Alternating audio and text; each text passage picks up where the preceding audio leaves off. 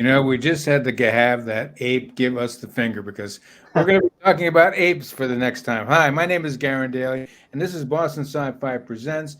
And tonight and today, we're talking about going ape, apes and simians in the movies. And joining us is Erin Underwood and Oscar Goff. Hey guys, how you doing? Great. Great. Good to be here, Karen. Thanks for having us. So, when I start thinking about ape movies, I actually go back to my old days as a film programmer doing drive-ins. And it used to be back in the 70s and the 80s, we would do back to back to back to back Planet of the Apes movies, and we would call it Going Ape. And it was a big hit.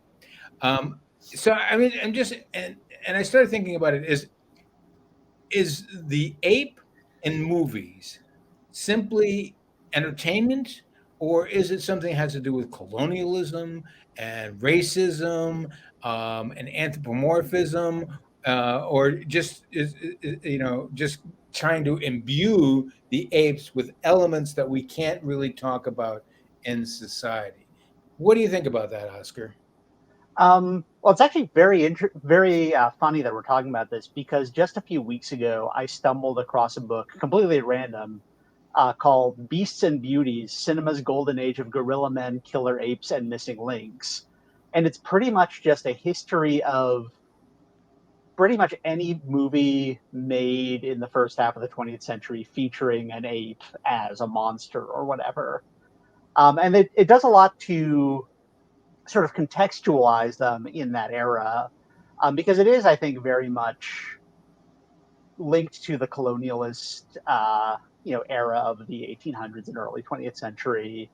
Um, I think there's a pretty strong argument to be made that the image of the ape, ravishing a woman is, you don't have to draw, you don't have to think too hard to connect those dots about what that could mean to a white audience in the early 20th century. Um, and of course, you also have Edgar Allan Poe's Murder in the Rue Morgue was very, I think had a very strong influence on, those early days. Because it's funny, if you look at the early horror movies in the 20th century, especially before the monsters really got codified, there's always gorillas, or even horror comedies like you have the Bowery Boys. They're going to get chased around by a guy in a gorilla suit. So it really became this shorthand, I think, for a lot of sublimated fears, and then eventually, I think it sort of drifted from that, and it just became, oh, it's a gorilla, it's scary. What do you think, Aaron? I mean, I tend to think that there's a lot of colonialism and racism in these movies, especially like King Kong, the original 1933. What do you? I mean, do you have an opinion about that? Yeah, I think that when you're looking at stories that were written or conceived of beyond a specific date, there's definitely colonialism playing into it, definitely racism.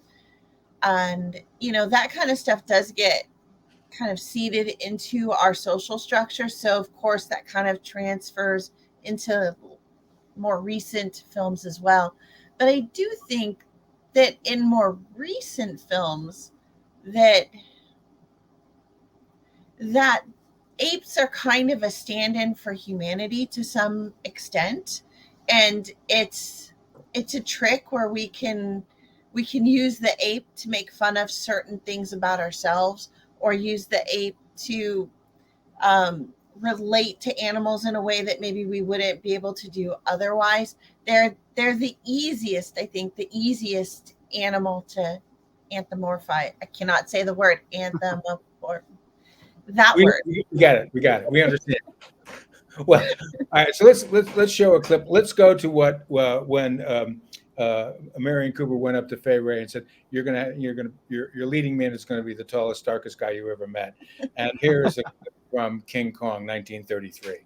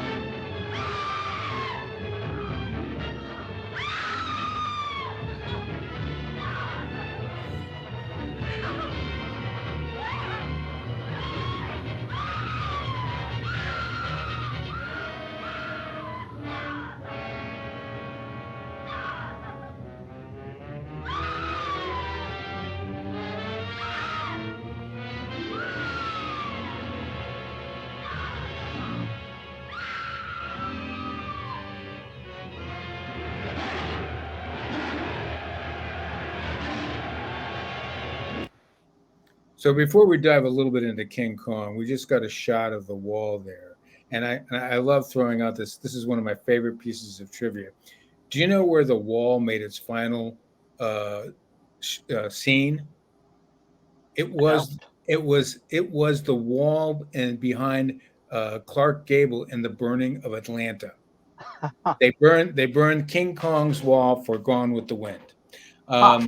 That's one of my trivia pieces. Anyways, I mean, Wow. you mentioned it before about. I mean, when you start thinking about King Kong and Fay Ray and having, I mean, what is it? A platonic relationship? I mean, it just doesn't work. I mean, and so it has it and the fact that the film takes place in Sumatra and that all the extras on the island are either black or Asian.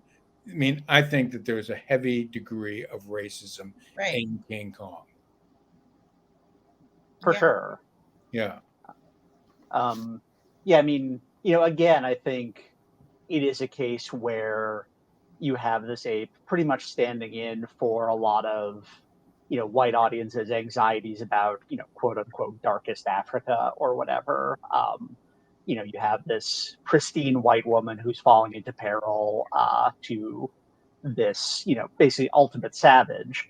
But I think this actually ties in, I think, a lot to what Erin said, because I feel like King Kong is sort of the pivot from that old, barely disguised racism of the early apes in films to the apes who we can identify with and stand in as humans.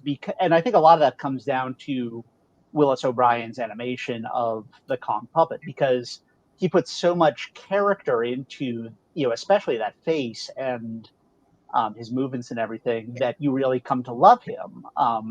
He is a character, I think, if you talk about the classic movie characters of the 1930s, King Kong deserves to be there along with like George Bailey and Scarlett O'Hara and whoever.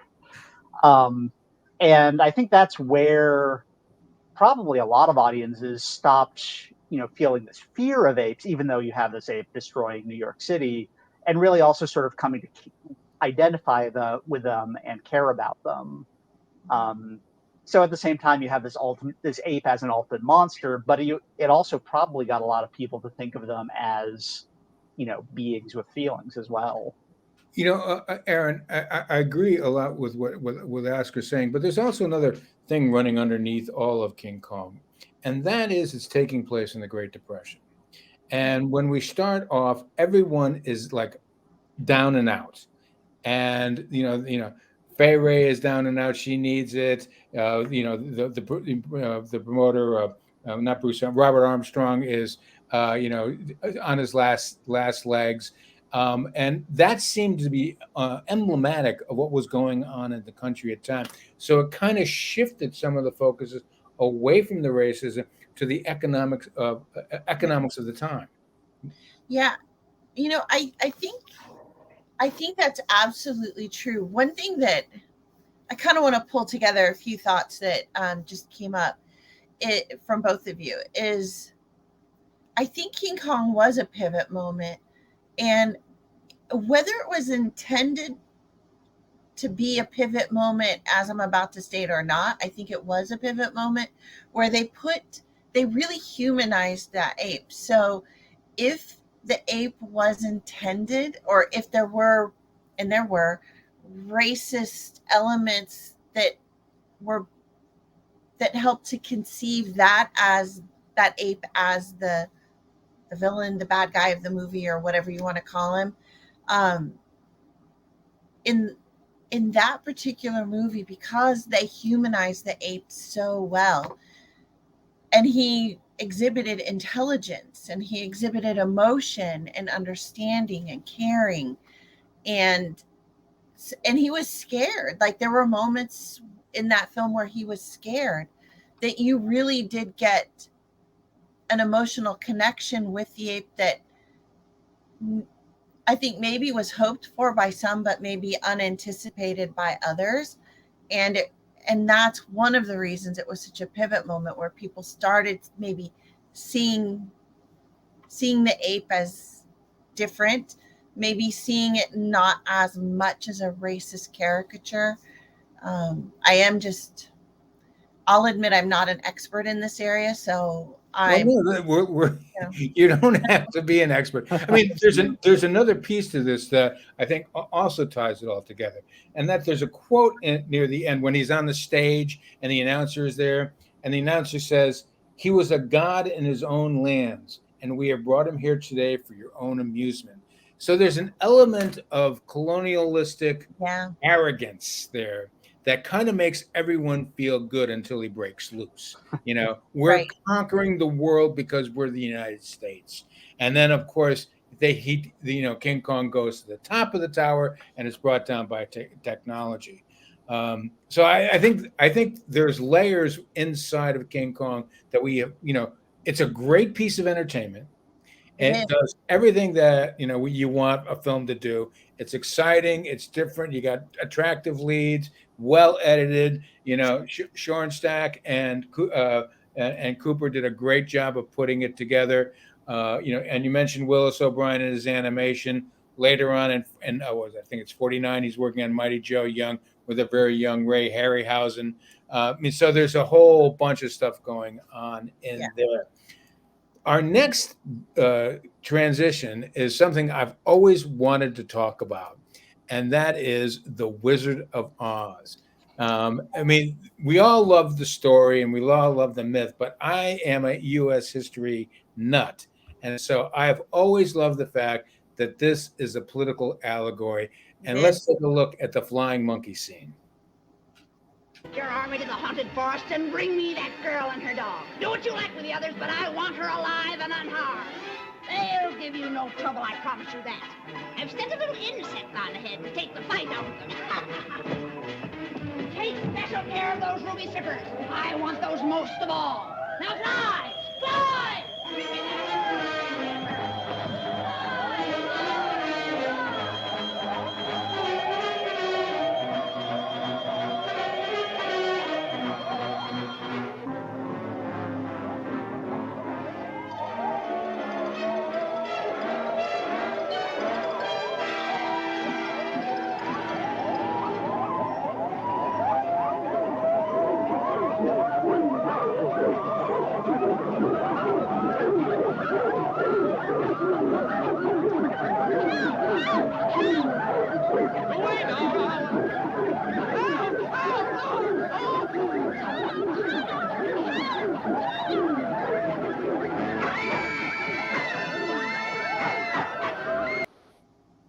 I think the one thing that I'd like to say is that when you look at all the pieces of Wizard of Oz, they all represent something, but Toto was just a dog. He was adorable. He was the best adorable. dog. Toto too. So, Erin, are you familiar with the political allegory that is associated with Wizard of Oz? I am familiar with much of it, and I know a lot of the underlying representations, but I'm again no expert, just a fan, and now I wish I would have had time to reread the book. I haven't read it. You don't need to reread the book. It's really kind of simple. It's all about the 1880s, 1890s. The Wizard of Oz is William Jennings, is the president of the United States. Oz is, for ounce. Yellow Brick Road is gold. In the books, it's not ruby slippers, it's silver slippers. So it's all about the gold and the silver debate on the time. The Cowardly Lion is William Jennings Bryan. The Wicked Witch of the West is the big landowners out there. And the Flying Monkeys are lawyers, which really is kind of brilliant when you think about it. I've actually heard that the Flying Monkeys were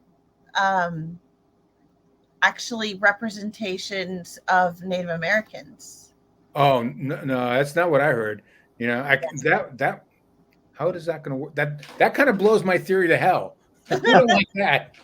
But I think what I think what is interesting in this conversation about apes is how the usage of a simian, a flying simian, moves a plot along and makes things happen, and represents something that is not necessarily delightful or wonderful in American society. Lawyers. Mm-hmm. So what do you think, Oscar? Are you aware of this as an allegory? Um, Honestly, I did not know a lot of these details. Like, this is all kind of blowing my mind. Like, I did not realize that the Cowardly Lion was William Jennings Bryan. That's really funny.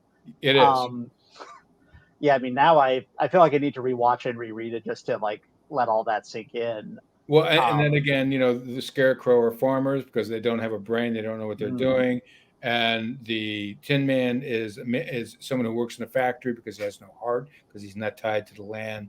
Um, and in the original story, the Wicked Witch of the East was Banks. huh. Interesting. It is interesting. I mean, I Yeah, just love it. But yeah. anyways, right. So we don't have to spend a lot of time on that. I think that our next foray, we're looking at how our view of animals changed in the 70s and the 80s. Mhm. And here is Sigourney Weaver in Gorillas in the Mist.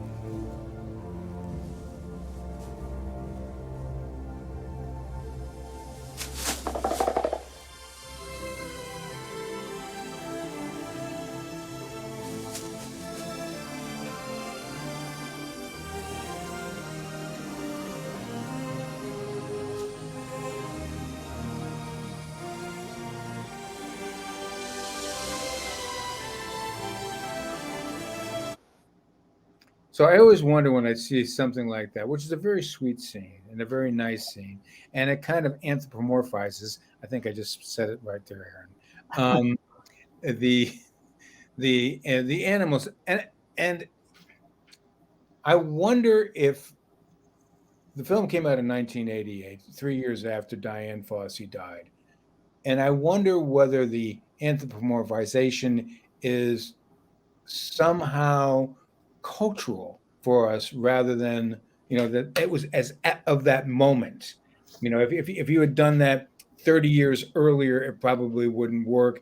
And I'm sure if you looked at it in the lens of 2020, it probably doesn't work as well as it did back then. I mean, is this a moment of culture where we are looking at gorillas in a different light? Yeah. I Yeah, I think. Oh, go ahead. yeah, I was just gonna say I think it absolutely is. It's that moment of transition kind of taking full effect. We've been scared of the gorilla for many years in cinema. It's been the bad creature, and now it's not. Now it's something softer and gentler, but still scary because it's a wild animal. But am I wrong, Garen? Was that a true story based on a true It's based story? on Diane Fossey's life. Yeah. Okay, and she So, was murdered 3 years previously in 1985 while she was sleeping. Apparently, she was becoming a little unstable and angering a lot of people. So I think she just angered the wrong person. So she yeah. So it might have been whatever. anthropomorphizing. I'm not going to say it. Um, that scene might be doing that, but it was also, I think, a representation of something that actually happened. So that's an interesting twist to it. So basically, what you're saying is that humans have finally come around with the science of understanding that animals have a certain kind of not feeling, but probably have more going on than they're just being wild beasts that we're supposed to control. Yeah, I think we're willing. I think at that point in time, we're definitely willing to give that credit to to the animal. What simian. do you think, Oscar? Yeah, I mean, I'm a child of the '80s myself, and I loved animals as a kid. So this is really the view of animals that I grew up with. This was, I was, getting into animals right around the time this movie came out. And so so that's all stuff that I sort of grew up, thinking, not thinking twice about.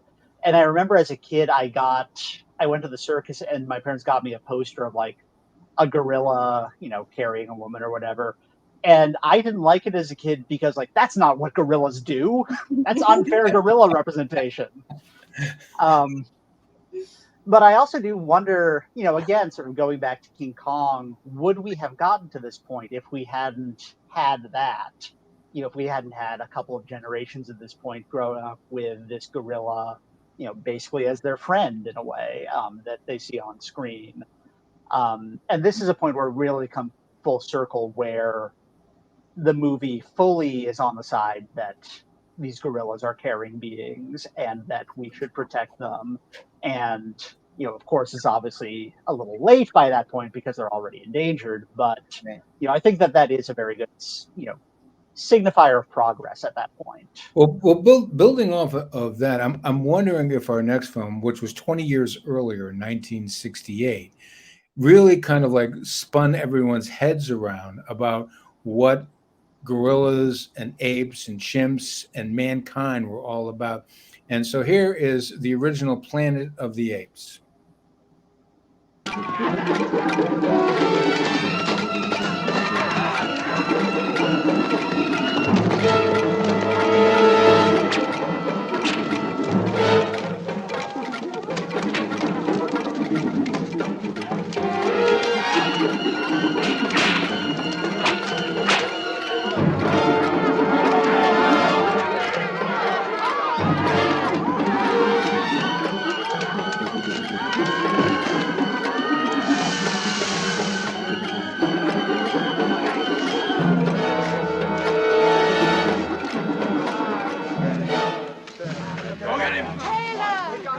Why did you run away? Security police. I'm in charge of this man. No longer, madam. He is now in the custody of the Ministry of Science. Take your stinking paws off me, you damn dirty ape!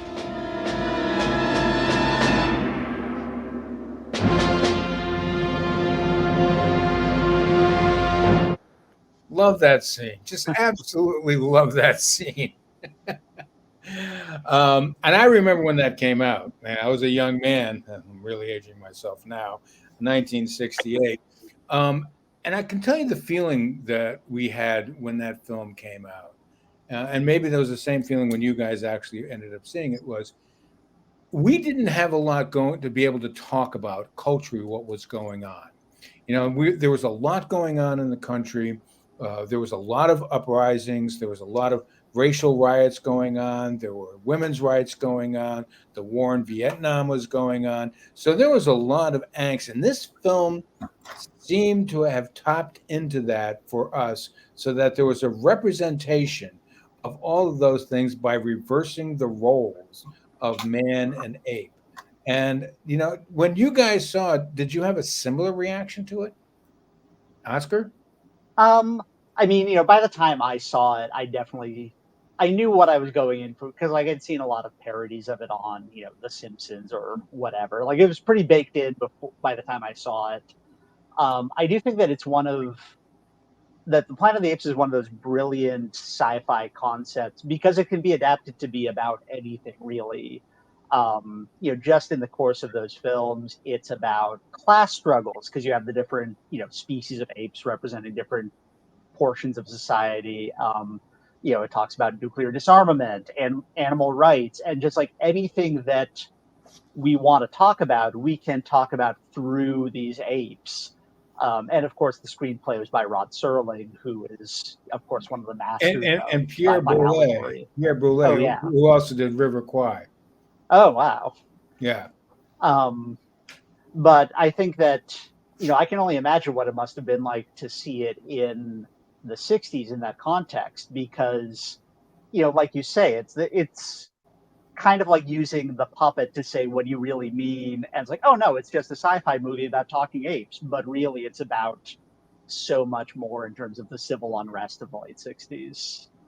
Yeah. What about you? When you saw Planet of the Apes, and Charlton Heston later became a bête noire for most liberals in the world. It's really, just a quick aside. It's really kind of interesting that Charlton Heston was in so many great science fiction films. Not only Planet of the Apes, but Soylent Green. But anyways, Erin, when you finally did see the first time Planet of the Apes, what was your reaction to it? So I was actually born in 1971. So I saw it when I was very young. Like, I never had, I don't know, I remember watching it with my mom. Like, we would watch all the sci-fi shows. I was really little, and we would do like creature features and, Sci-Fi Fridays and Saturdays. So I don't know. When I was so young, I didn't know I was supposed to be scared of the apes. When I saw Planet of the Apes, I thought it was the best movie I ever saw. I was little. I watched every movie when it came out. I was always a huge fan, and I was always like rooting for the apes because I wanted the animals to win. But I think a lot of what we see with the Planet of the Apes is around that time we were doing a lot of scientific experimentation on apes, and they really are a wonderful stand-in for anything political, like political rights for this group or political rights for that group, or trying to humanize the apes so that groups that are trying to protect animals would have a little more leverage. So yeah, when I saw that movie, I don't know, I just loved it. I was so young, I didn't realize there was anything political or anything about it. I just thought it was super awesome fun, and I wanted more. So when Hollywood decided that it was time to like relaunch the franchise, my initial thought was they're going to kind of muck this up. Little did I realize that they were going to be putting in some really high-end talent like Andy Serkis, and here is Rise of the Planet of the Apes. Get!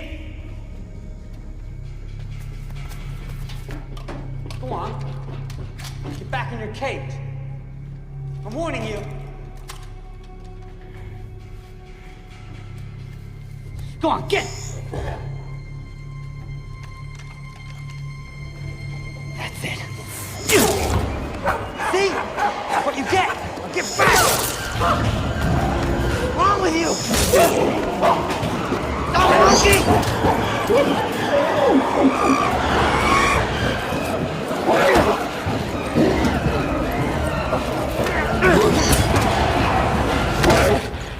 Take your stinking paw off me, you damn dirty ape!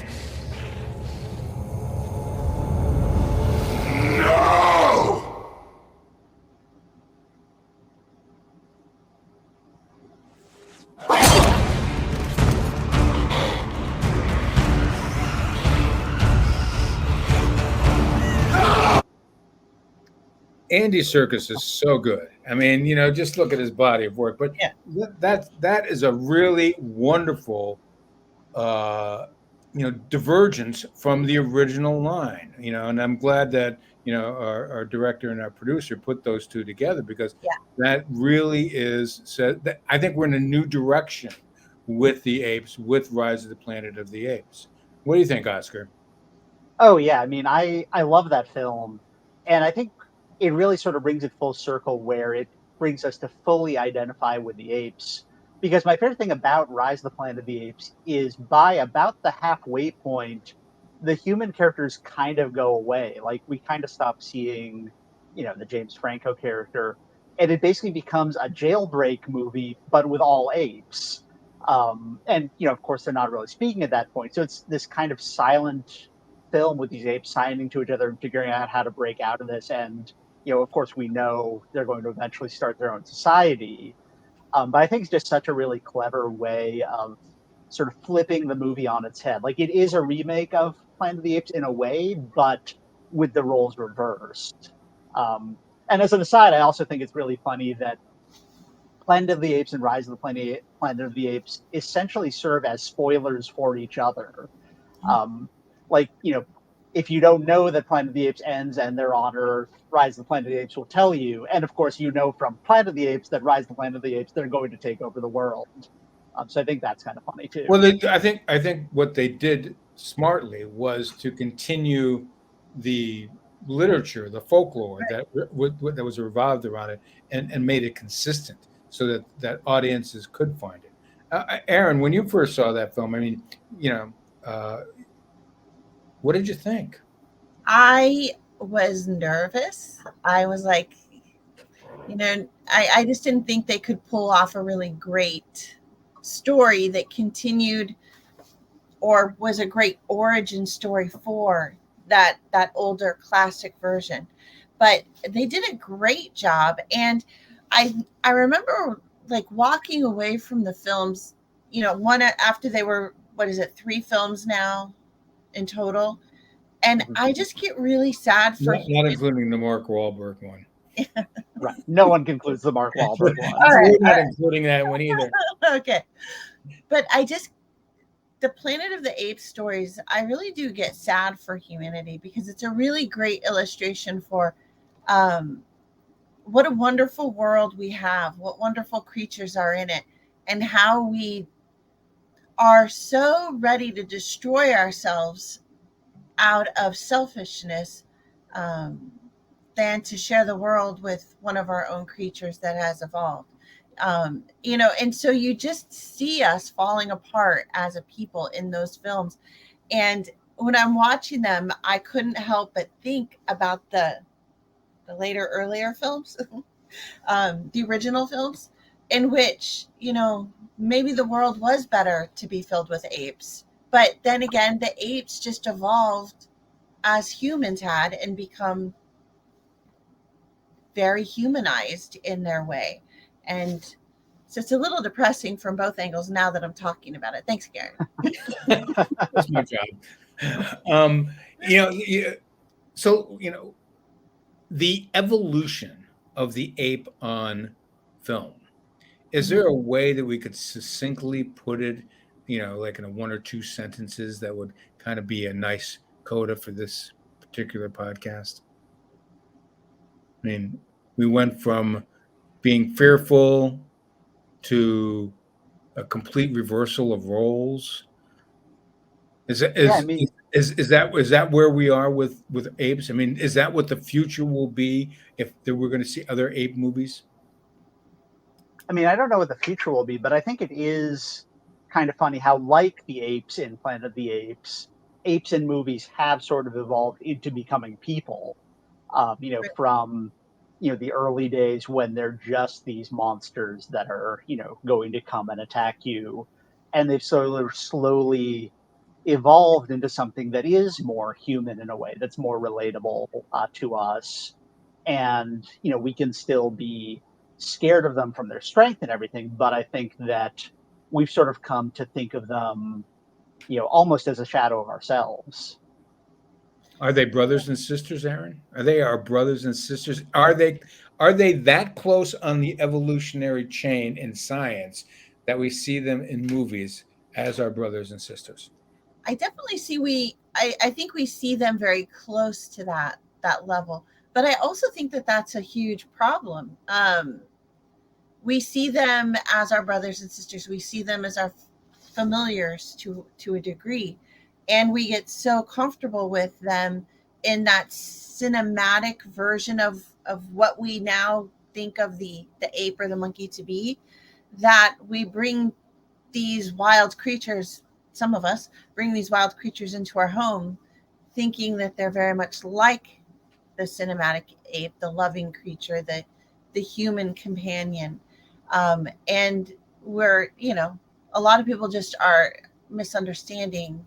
They're still wild creatures. They're not what they think they are. And I think it is. We need to see Rise of the Planet of the Apes again to realize that they're not just lovely, wonderful, charming animals keeping the pet with some diapers on. Right. They're still wild animals, wonderful wild animals. Yes. Well, before we go, our director put together a montage of some other ape movies, and here that is, and we can take a look at that and talk a little bit about it on the other end.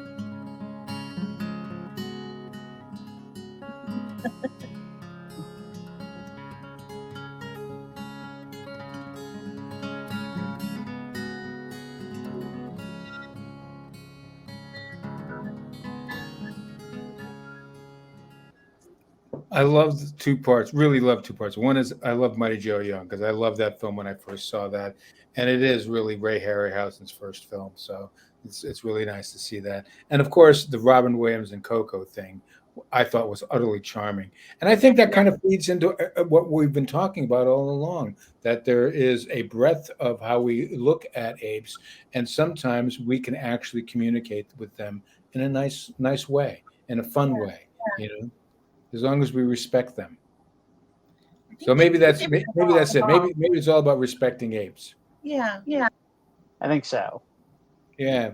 All right. I like that. We can end there unless there's something else you guys want to say. I think that's it. All right. Great cool. conversation, Garen. I think we nailed it. All right. So anyway, so we're wrapping up, and thank you guys. Thank you both very much for going with us. We hope everyone who's watching this podcast will go and visit us at bostonscifi.com, buy some tickets, meet us on social media and Facebook, Instagram, and everything else. The 49th Boston Science Fiction Festival will be taking place in person on February 14th through the 19th, 2024 at the Somerville Theater, and virtually at home on Filmocracy, February 20th through the 25th in the year 2024. There'll be 30 films, hundreds of stuff, lots of panels, industry people, all sorts of great stuff. But I still want to thank you guys very much. And Erin, what are you working on right now that's so cool? Right now, I'm actually doing movie reviews on YouTube, which is just a passion project of mine.